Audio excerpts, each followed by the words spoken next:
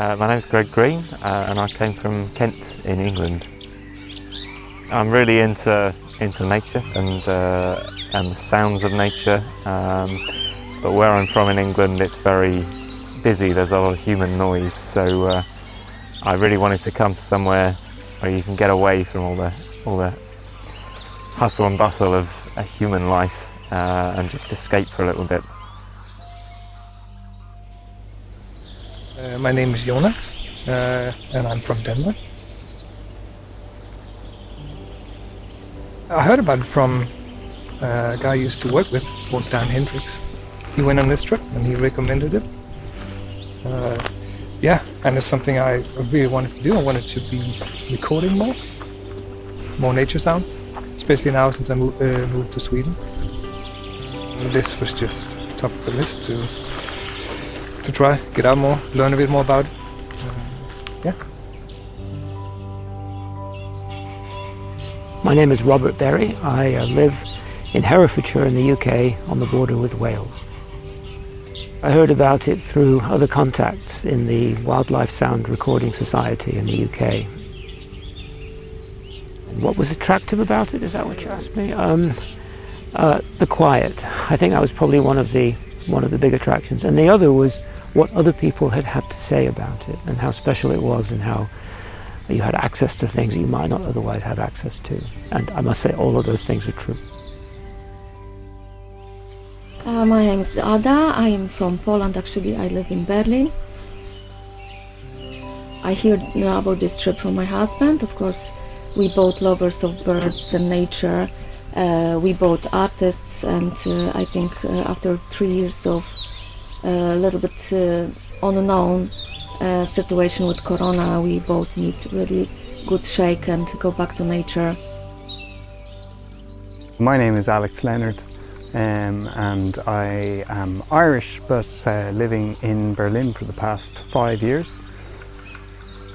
I'm not entirely sure where I heard about it, but I checked out the Listen to Nature website and immediately, was quite fascinated by both the pictures and sounds and the general feeling of that this wasn't just about coming somewhere and getting sounds that you could collect. It was more about an overall experience and learning to connect with the place that you're around. So that was something that was quite important for me, and one of the things that I really wanted to get from this experience was a better understanding of wildlife, a better recognition of the sounds that I often try to capture.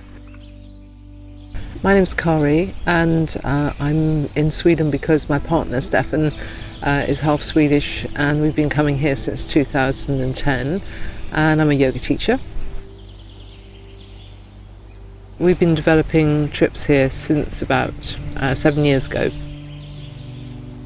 Listen to Nature came out of the trips that I started doing with yoga students with sound healing.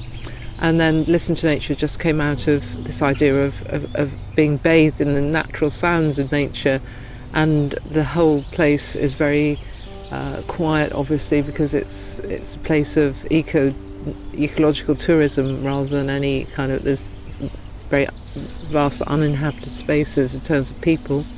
So yeah, it's sort of like developed out of that, and they kind of overlap with sound, sound, natural sounds being very pure.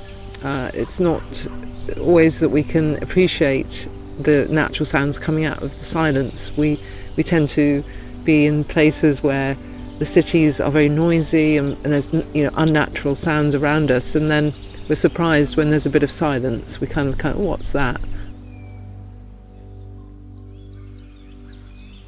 So I'm Stefan Taylor.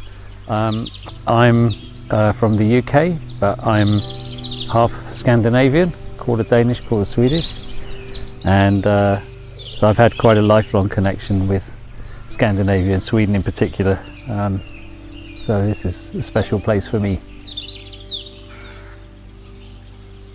I've had a real connection with nature since I was a small boy, and that carried on into my teens. Then I got sidetracked by other things, but I always kind of longed to be connected with nature like I was when I was a little boy, I suppose. And it wasn't until I was in my 40s and my children were growing up that I thought about getting a place over here so that I could have a guaranteed retreat for nature that I could come to and would reconnect me with Sweden.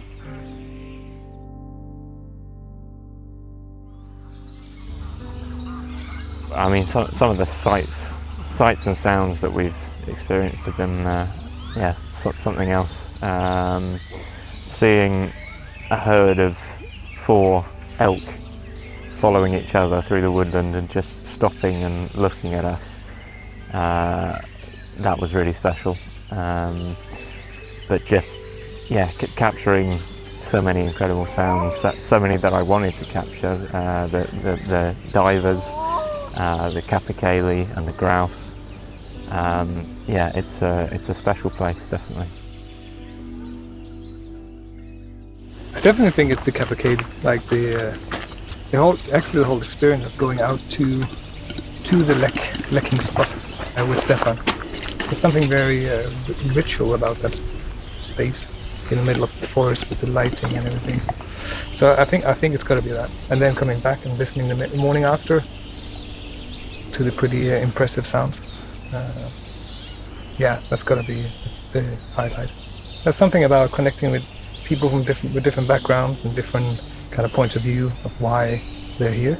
That gives you a different perspective on things, because then you bring in your kind of like angle to things, and then we talk about it together. We kind of like get inspired from each other, and we all want to listen. We all want to hear. We all want to record it, but for different reasons.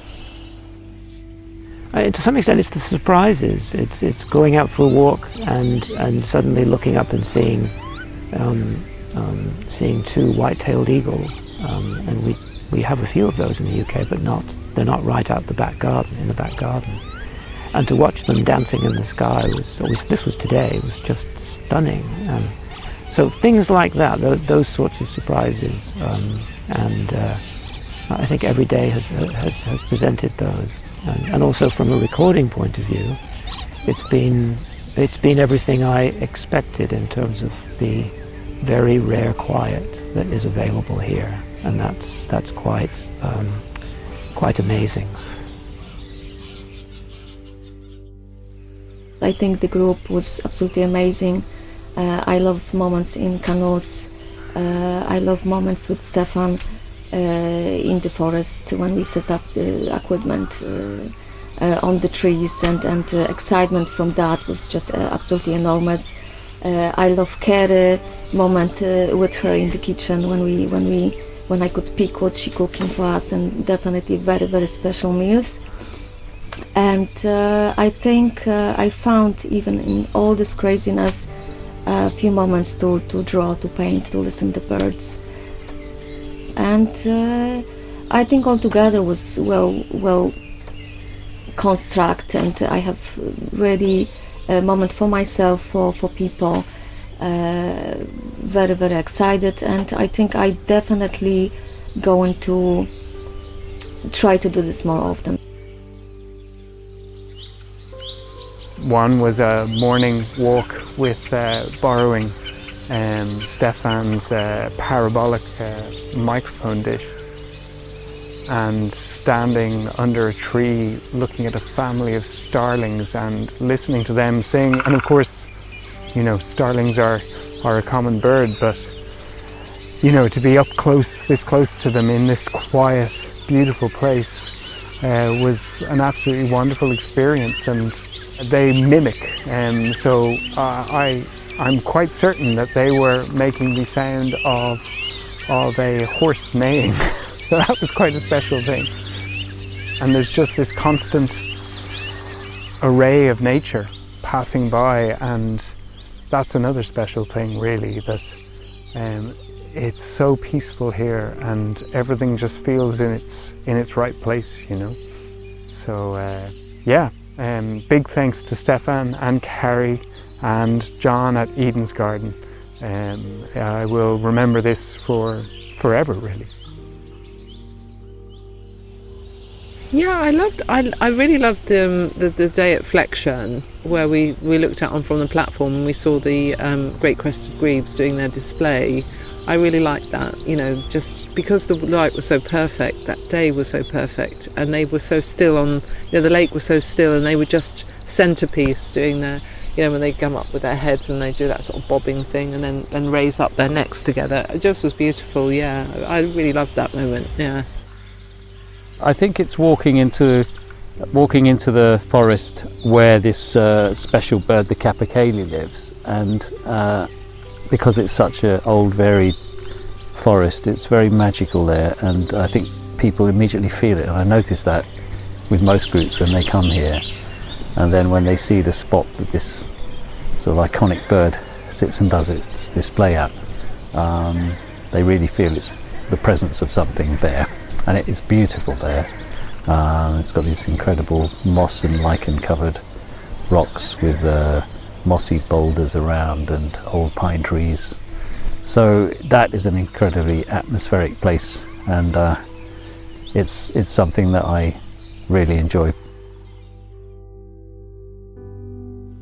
So I always spent most of my time since I was a kid out in nature on holidays or in my free time, so I was always interested, and I picked up things very quickly because I was really interested. And I'd say it's more than an interest, actually. It was more of a sort of connection, a passion, you know, something that I felt happy in. And I'd spend a lot of time on my own outdoors in nature, and that's when I really learned a lot about it, when I was being quiet, you know, not necessarily with a group.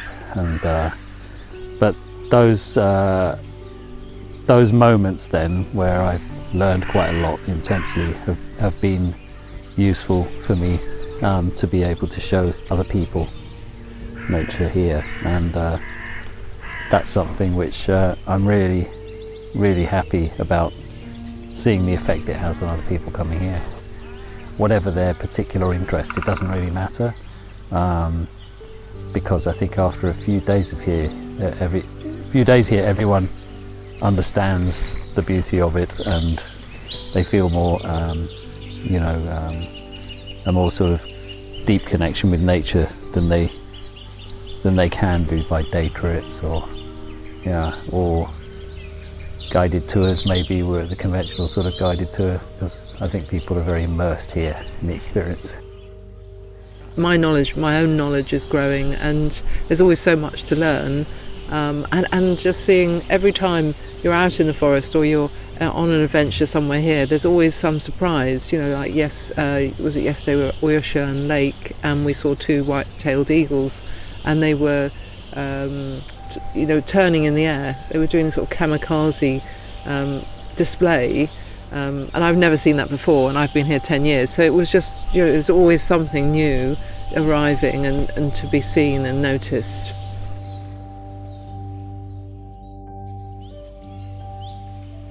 John's really interested in nature, and he wants to develop nature-based tourism here.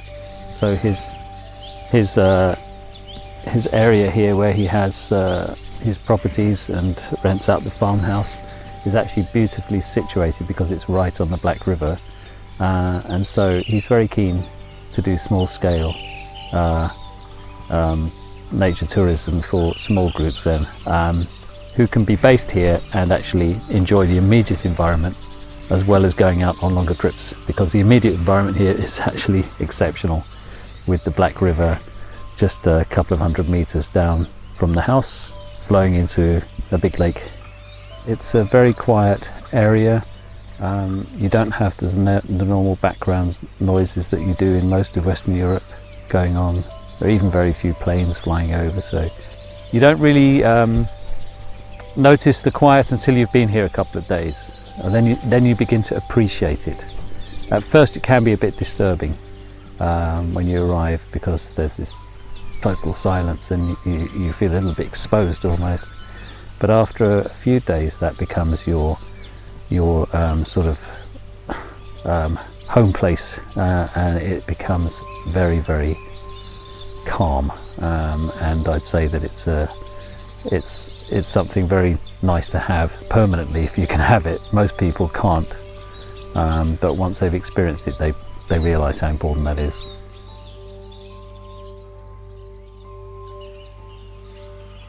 Seven days of amazing nature display, enormous amount of beautiful places, birds what I never see ever in my life, and I think I definitely need to come back here, because 7 days is definitely not enough.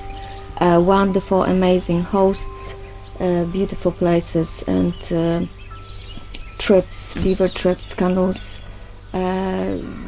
All together I felt absolutely, inspired.